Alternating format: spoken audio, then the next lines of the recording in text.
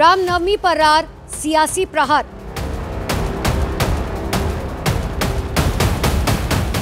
Voting से पहले रामनवमी दंगे पर बयानबाजी। लोकसभा की लड़ाई रामनवमी पर आई। 2024 का दंगल राम के नाम पर खेला।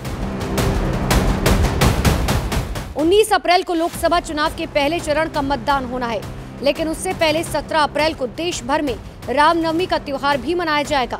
और रामनवमी पर बंगाल की सीएम ममता बनर्जी के ताजा बयान ने सियासी घमासान को हवा दे दी है।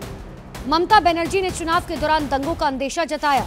ममता ने पुरुलिया की रैली में दावा किया कि रामनवमी के बाद मतदान की तारीख रखना एक साजिश है। শুধু একটা কথাই বলবো, মিছিল করুন, মিটিং করুন, দাঙ্গা করবেন না। দাঙ্গা করবে ওরা। 19 তারিখে ভোট, 17 তারিখে দাঙ্গা করবে। তোমাদের তো রাম কানে কানে বলে দিয়ে যায়নি তুমি দাঙ্গা করো, কিন্তু এরা দাঙ্গা করবে আর করে এরাই একে ঢুকিয়ে দেবে। वैसे बंगाल में रामनवमी पर दंगों का अपना एक इतिहास रहा है। पिछले साल रामनवमी पर बंगाल के अलग अलग शहरों में हुई हिंसा की तस्वीरें अब भी लोगों के जहन में जिंदा है। इधर ममता ने चुनाव से ऐन पहले रामनवमी पर दंगे की आशंका जाहिर की, तो उधर बीजेपी ने तुरंत ममता सरकार को घेर लिया। बीजेपी ने ममता बनर्जी से सवाल किया कि उन्हें कैसे पता कि रामनवमी पर दंगा होगा। साथ ही बीजेपी ने कहा कि ममता ने दंगे की आशंका सार्वजनिक तौर पर जताकर कुछ लोगों को 17 अप्रैल की तैयारी का गुप्त संदेश दिया। पिछले साल जहां जहां पथराव हुए उन इमारतों के मैं नाम नहीं ले रहा हूं, नहीं तो फिर सांप्रदायिकता का मेरे ऊपर आएगा, भाजपा पे आएगा।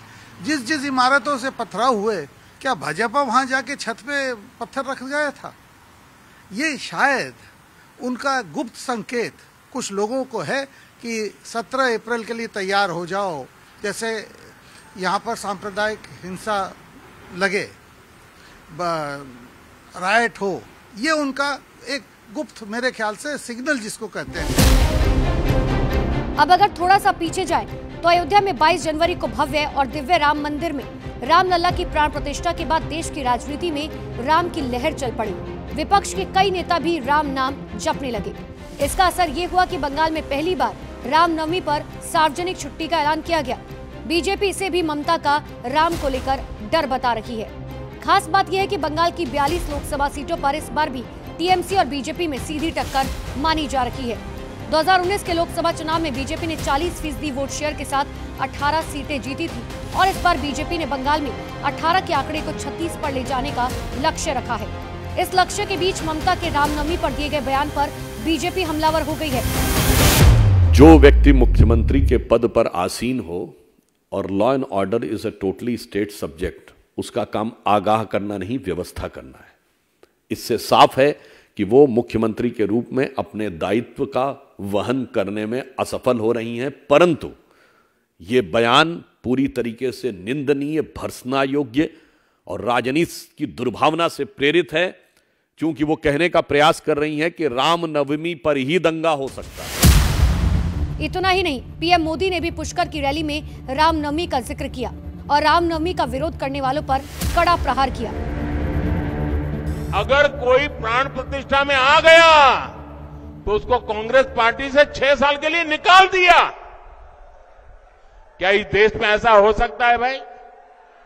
प्रभु राम के बिना आप देश की कल्पना कर सकते हो? हमारे यहां तो सुबह शाम मिलते हैं तो राम राम सा करके शुरू करते हैं भाई, और अंतिम विदाई में भी राम बोलो राम से ही जाते हैं जी। उस राम के खिलाफ इतना गुस्सा मेरे दिमाग में नहीं बैठ रहा है भैया। प्रभु राम अपने घर विराजे और ये रामनवमी आ रही है, सज धज के लोग मनाने वाले हैं। हम देखते हैं कितना विरोध करते हो। फिलहाल जिस रामनवमी पर ममता बनर्जी हिंसा की आशंका जता रही है, उस महापर्व के लिए रामनगरी अयोध्या में भव्य तैयारियां की जा रही है। ऐसे सियासी माहौल में बीजेपी ने ममता की मंशा पर सवाल खड़े किए और उन पर तुष्टीकरण की राजनीति करने का आरोप लगाया।